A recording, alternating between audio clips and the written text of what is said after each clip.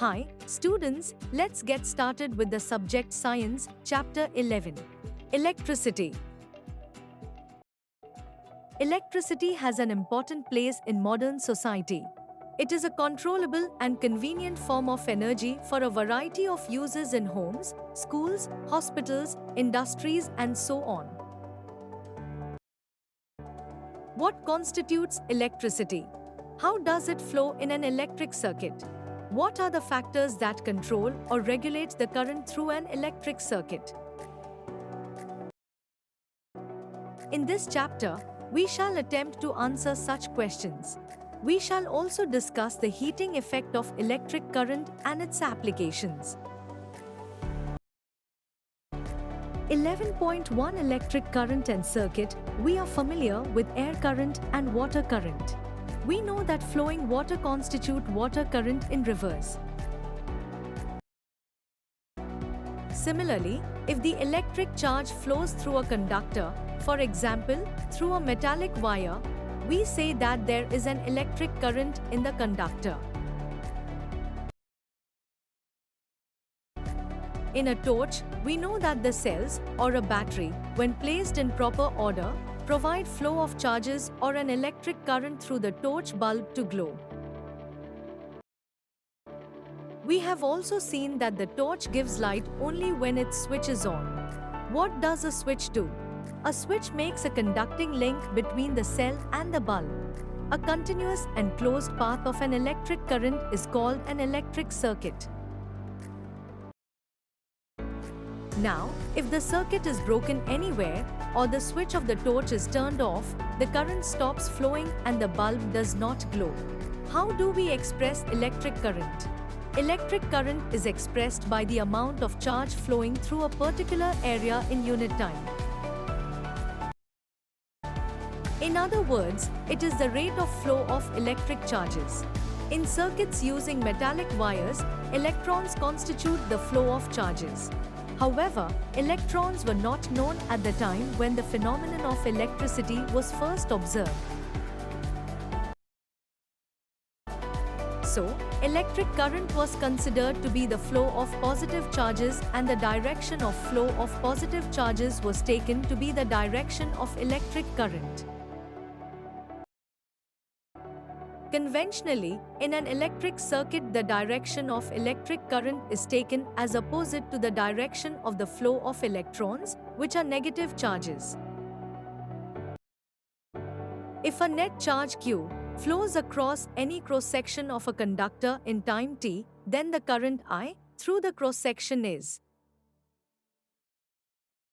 I is equal to QT dash dash dash dash dash dash dash dash dash dash 11.1. Figure 11.1, a schematic diagram of an electric circuit comprising cell, electric bulb, ammeter and plug key. The C unit of electric charge is Coulomb, C, which is equivalent to the charge contained in nearly 6 times 1018 electrons. We know that an electron possesses a negative charge of 1.6 times 10 to 19 C. The electric current is expressed by a unit called ampere, A, named after the French scientist André-Marie Ampère, 1775 to 1836. 1 ampere is constituted by the flow of 1 coulomb of charge per second, that is, 1 A is equal to 1 C/1 S. Small quantities of current are expressed in milliampere. 1 mA is equal to 10 to 3 A, or in microampere, 1 μA is equal to 10 to 6 A. An instrument called ammeter measures electric current in a circuit. It is always connected in series in a circuit through which the current is to be measured. Figure 11.1 shows the schematic diagram of a typical electric circuit comprising a cell, an electric bulb, an ammeter and a plug key. Note that the electric current flows in the circuit from the positive terminal of the cell to the negative terminal of the cell through the bulb and ammeter. 11.2 Electric potential and potential difference. What makes the electric charge to flow? Let us consider the analogy of flow of water. Charges do not flow in a copper wire by themselves, just as water in a perfectly horizontal tube does not flow. If one end of the tube is connected to a tank of water kept at a higher level, such that there is a pressure difference between the two ends of the tube, water flows out of the other end of the tube. For flow of charges in a conducting metallic wire, the gravity, of course, has no role to play. The electrons move only if there is a difference of electric pressure called the potential difference along the conductor. This difference of potential may be produced by a battery consisting of one or more electric cells. The chemical action within a cell generates the potential difference across the terminals of the cell, even when no current is drawn from it. When the cell is connected to a conducting circuit element, the potential difference sets the charges in motion in the conductor and produces an electric current. In order to maintain the current in a given electric circuit, the cell has to expend its chemical energy stored in it. We define the electric potential difference between 2 points in an electric circuit.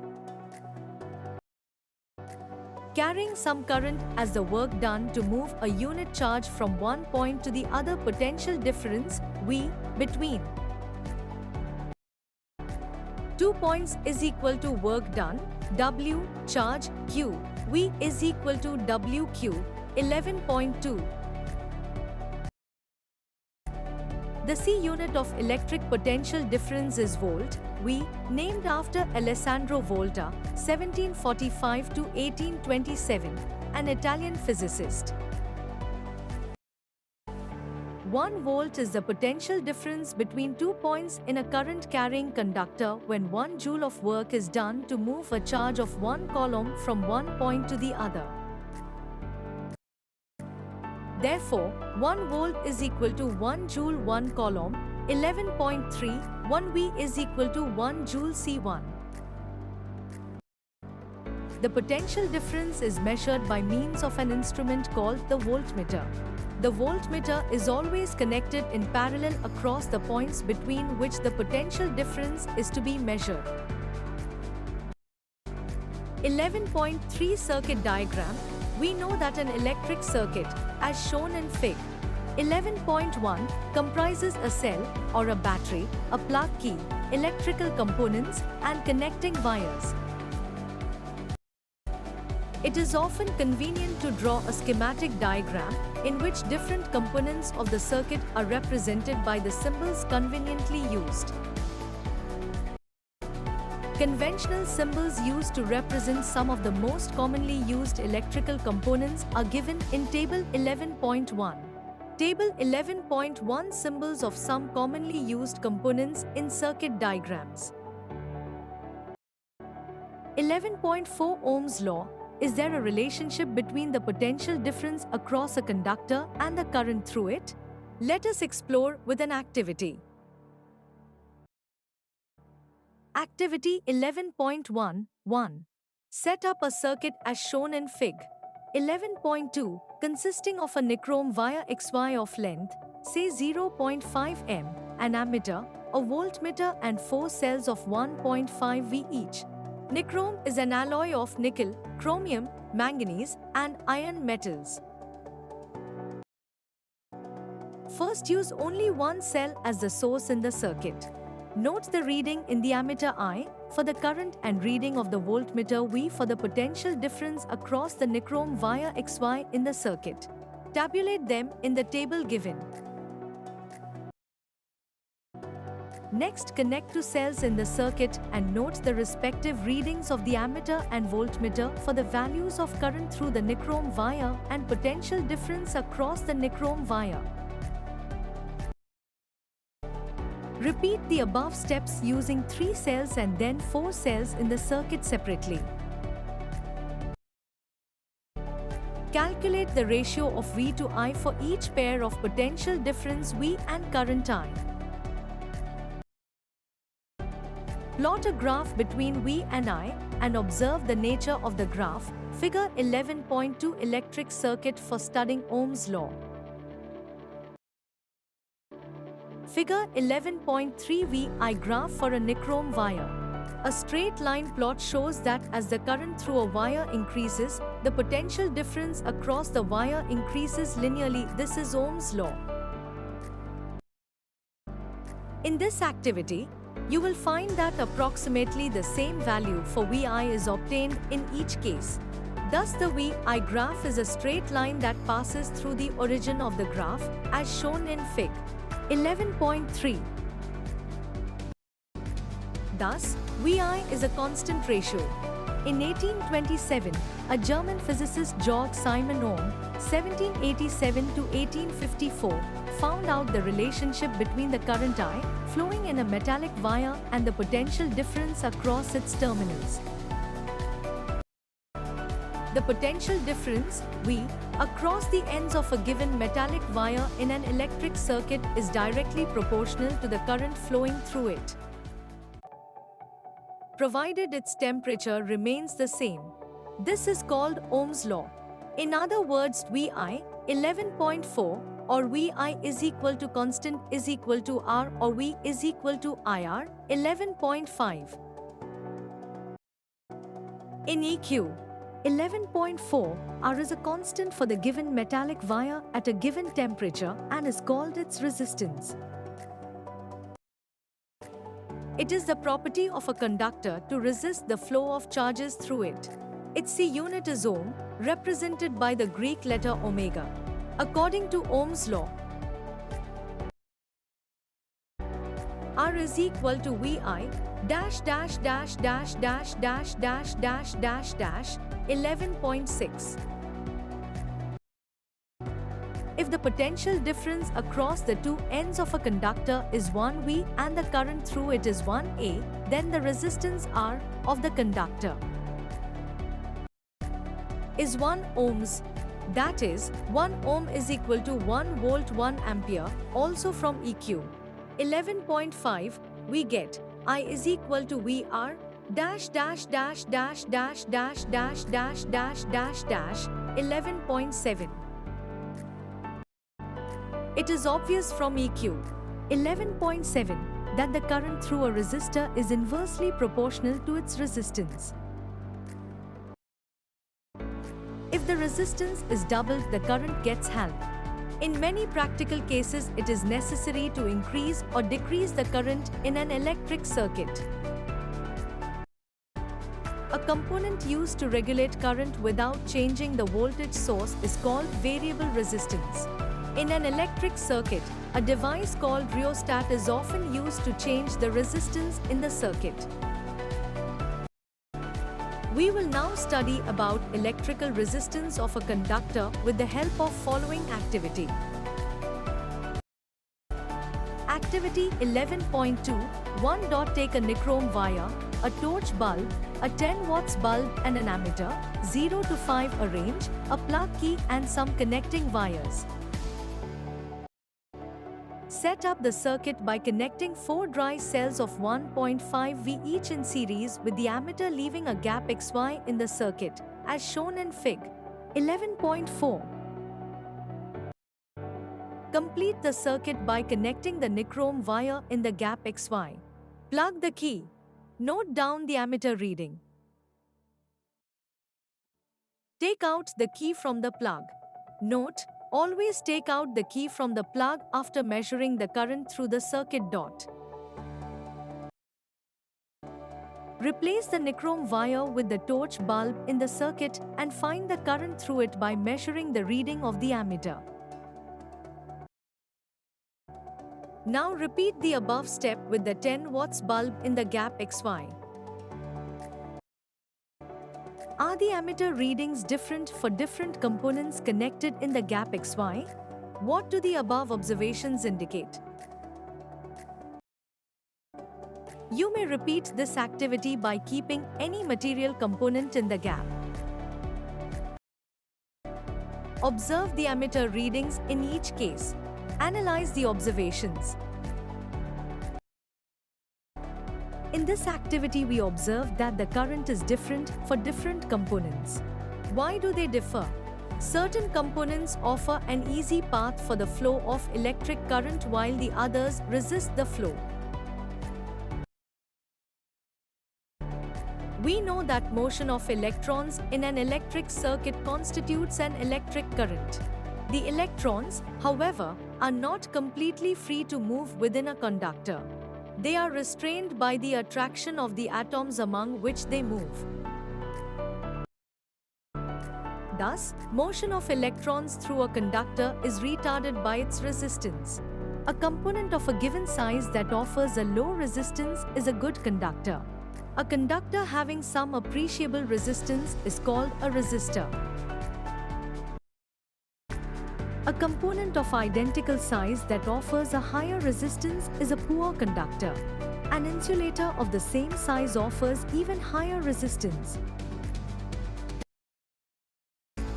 11.5 Factors on which the resistance of a conductor depends. Activity 11.3 Complete an electric circuit consisting of a cell, an ammeter, a nichrome wire of length L, say, marked 1, and a plug key, as shown in Fig. 11.5. Figure 11.5 Electric circuit to study the factors on which the resistance of conducting wires depends. Now, plug the key. Note the current in the ammeter. Replace the nichrome wire by another nichrome wire of same thickness but twice the length, that is to L, marked 2, in the Fig. 11.5. Note the ammeter reading. Now replace the wire by a thicker nichrome wire of the same length L, marked 3. A thicker wire has a larger cross-sectional area. Again, note down the current through the circuit. Instead of taking a nichrome wire, connect a copper wire, marked 4, in Fig. 11.5, in the circuit. Let the wire be of the same length and same area of cross-section as that of the first nichrome wire, marked 1. Note the value of the current. Notice the difference in the current in all cases. Does the current depend on the length of the conductor? Does the current depend on the area of cross-section of the wire used?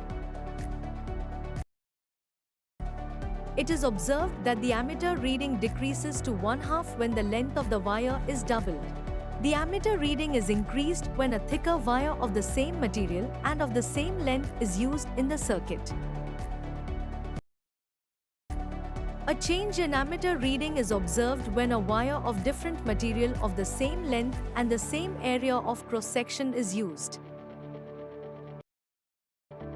On applying Ohm's law, EQS 11.5, 11.7, we observe that the resistance of the conductor depends I on its length, 2 on its area of cross-section, and 3 on the nature of its material.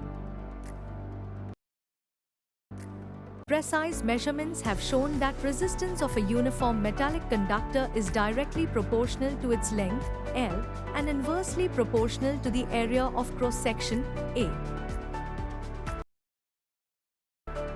That is, RL dash dash dash dash dash dash dash dash dash dash 11.8 and a 1/A dash dash dash dash dash dash dash dash dash dash dash dash dash 11.9. Combining EQS 11.8 and 11.9, we get RLA or R is equal to rho LA dash dash dash dash dash dash dash dash dash dash dash dash dash dash dash dash 11.10. where rho, is a constant of proportionality and is called the electrical resistivity of the material of the conductor. The C unit of resistivity is omega m. It is a characteristic property of the material. The metals and alloys have very low resistivity in the range of 10 to 8 omega m to 10 to 6 omega m. They are good conductors of electricity. Insulators like rubber and glass have resistivity of the order of 1012 to 1017 ohms m. Both the resistance and resistivity of a material vary with temperature. Table 11.2 reveals that the resistivity of an alloy is generally higher than that of its constituent metals. Alloys do not oxidize, burn readily at high temperatures. For this reason, they are commonly used in electrical heating devices like electric iron, toasters, etc. Tungsten is used almost exclusively for filaments of electric bulbs, whereas copper and aluminium are generally used for electrical transmission lines. Table 11.2 Electrical resistivity of some substances at 20 degrees Celsius. 11.6 Resistance of a system of resistors. In preceding sections, we learnt about some simple electric circuits. We have noticed how the current through a conductor depends upon its resistance and the potential difference across its ends. In various electrical gadgets, we often use resistors in various combinations. We now therefore intend to see how Ohm's law can be applied to combinations of resistors. There are two methods of joining the resistors together. Figure 11.6 shows an electric circuit in which three resistors having resistances R1, R2 and R3, respectively, are joined end to end. Here the resistors are said to be connected in series. Figure 11.6 Resistors in series. Figure 11.7 shows a combination of resistors in which three resistors are connected together between points X and Y. Here, the resistors are said to be connected in parallel. Figure 11.7 Resistors in parallel. 1.6.1 Resistors in series. What happens to the value of current when a number of resistors are connected in series in a circuit? What would be their equivalent resistance? Let us try to understand these with the help of the following activities. Activity 11.4.1. Join three resistors of different values in series. Connect them with a battery, an ammeter and a plug key, as shown in Fig. 11.6. You may use the resistors of values like 1 ohms, 2 ohms, 3 ohms, etc. and a battery of 6V for performing this activity. Plug the key. Note the ammeter reading. Change the position of ammeter to anywhere in between the resistors. Note the ammeter reading each time. Do you find any change in the value of current through the ammeter? You will observe that the value of the current in the ammeter is the same, independent of its position in the electric circuit. It means that in a series combination of resistors, the current is the same in every part of the circuit or the same current through each resistor.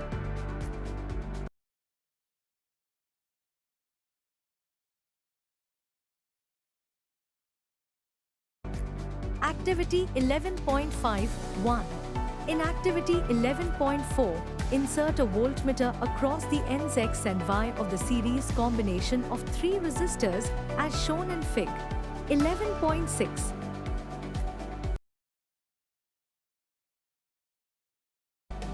Plug the key in the circuit and note the voltmeter reading.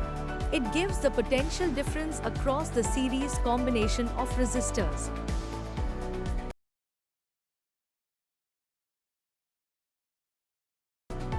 Let it be V.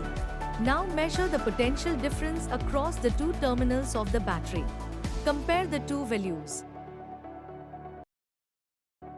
Take out the plug key and disconnect the voltmeter. Now insert the voltmeter across the ends X and P of the first resistor as shown in Fig. 11.8. Plug the key and measure the potential difference across the first resistor. Let it be V1. Similarly, measure the potential difference across the other two resistors separately. Let these values be V2 and V3, respectively. 6. Deduce a relationship between V1, V2 and V3.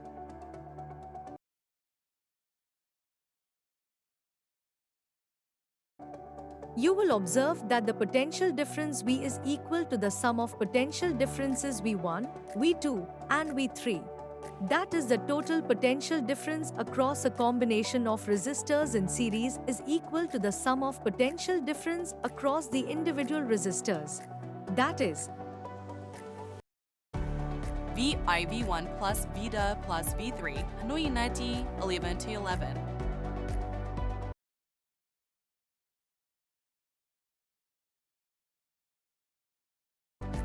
In the electric circuit shown in Fig. 11.8, let I be the current through the circuit.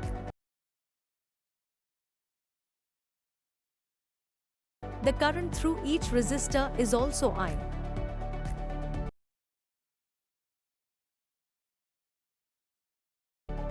It is possible to replace the three resistors joined in series by an equivalent single resistor of resistance R, such that the potential difference V across it and the current I through the circuit remains the same. Applying the Ohm's law to the entire circuit, we have V is equal to I R dash dash dash dash dash dash dash dash dash dash dash dash dash dash dash dash dash dash 11.12.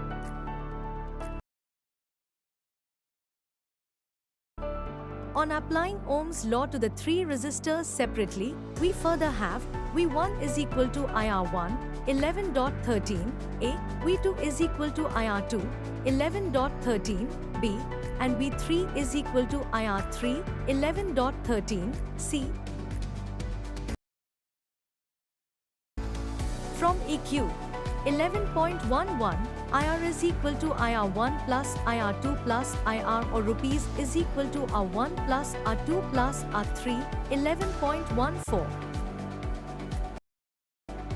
We can conclude that when several resistors are joined in series, the resistance of the combination rupees equals the sum of their individual resistances R1, R2, R3, and is thus greater than any individual resistance. 1.6.2 resistors in parallel. Now, let us consider the arrangement of three resistors joined in parallel with a combination of cells, or a battery, as shown in Fig. 11.7. Activity 11.6.1. Make a parallel combination, XY, of three resistors having resistances R1, R2, and R3, respectively. Connect it with a battery, a plug key and an ammeter, as shown in Fig. 11.10. Also connect a voltmeter in parallel with the combination of resistors. To plug the key and note the ammeter reading. Let the current be I. Also take the voltmeter reading. It gives the potential difference V across the combination. The potential difference across each resistor is also V. This can be checked by connecting the voltmeter across each individual resistor. See Fig. 11.11. 3. Take out the plug from the key. Remove the ammeter and voltmeter from the circuit. Insert the ammeter in series with the resistor R1, as shown in Fig. 11.11. Note the ammeter reading, I1. Similarly, measure the currents through R2 and R3.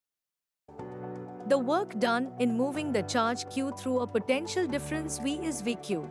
Therefore, the source must supply energy equal to VQ in time t. Hence, the power input to the circuit by the source is P is equal to VQT is equal to 6 dash dash dash dash dash dash dash dash dash dash 11.19. Or the energy supplied to the circuit by the source in time t is P times t, that is, V8. What happens to this energy expended by the source? This energy gets dissipated in the resistor as heat. Thus, for a steady current I, the amount of heat H produced in time t is H is equal to V8 dash 11.20. Applying Ohm's law, EQ 11.5, we get H is equal to I2 RT dash dash dash dash dash dash dash dash dash 11.21. This is known as Joule's law of heating. The law implies that heat produced in a resistor is I directly proportional to the square of current for a given resistance. Directly proportional to resistance for a given current and directly proportional to the time for which the current flows through the resistor. In practical situations, when an electric appliance is connected to a known voltage source, EQ 11.21 is used after calculating the current through it using the relation I is equal to VR. Figure 11.13, a steady current in a purely resistive electric circuit. 1.7.1 Practical applications of heating effect of electric current. The generation of heat in a conductor is an inevitable consequence of electric current. In many cases, it is undesirable as it converts useful electrical energy into heat. In electric circuits, the unavoidable heating can increase the temperature of the components and alter their properties. However, heating effect of electric current has many useful applications. The electric laundry iron, electric toaster, electric oven, electric kettle and electric heater are some of the familiar devices based on Joule's heating. The electric heating is also used to produce light, as in an electric bulb.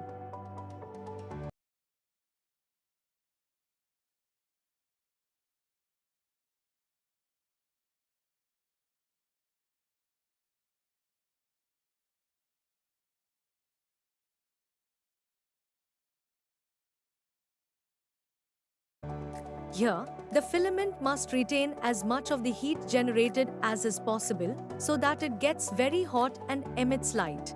It must not melt at such high temperature. A strong metal with high melting point such as tungsten, melting point 3380 degrees Celsius, is used for making bulb filaments. The filament should be thermally isolated as much as possible, using insulating support, etc.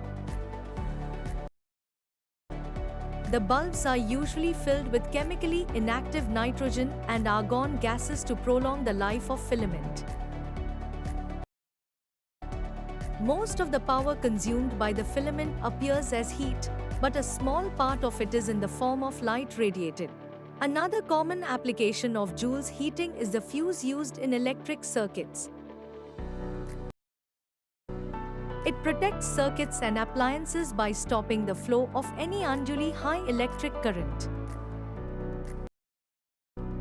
The fuse is placed in series with the device. It consists of a piece of wire made of a metal or an alloy of appropriate melting point, for example aluminium, copper, iron, lead, etc. If a current larger than the specified value flows through the circuit, the temperature of the fuse wire increases. This melts the fuse wire and breaks the circuit. The fuse wire is usually encased in a cartridge of porcelain or similar material with metal ends. The fuses used for domestic purposes are rated as 1A, 2A, 3A, 5A, 10A, etc.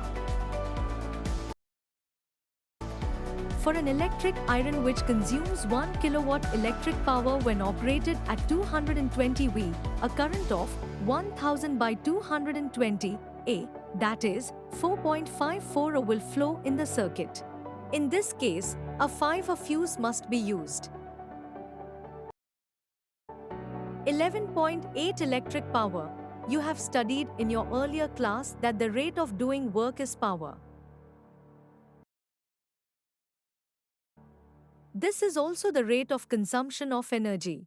Equation 11.21 gives the rate at which electric energy is dissipated or consumed in an electric circuit.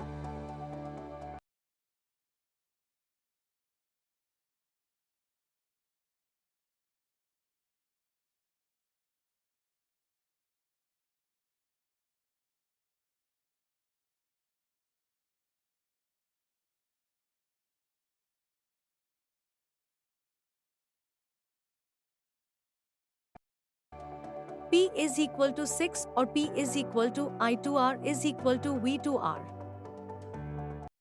P is equal to 6 or P is equal to I2R is equal to V2R. The C unit of electric power is watt, W. It is the power consumed by a device that carries 1 A of current when operated at a potential difference of 1 V.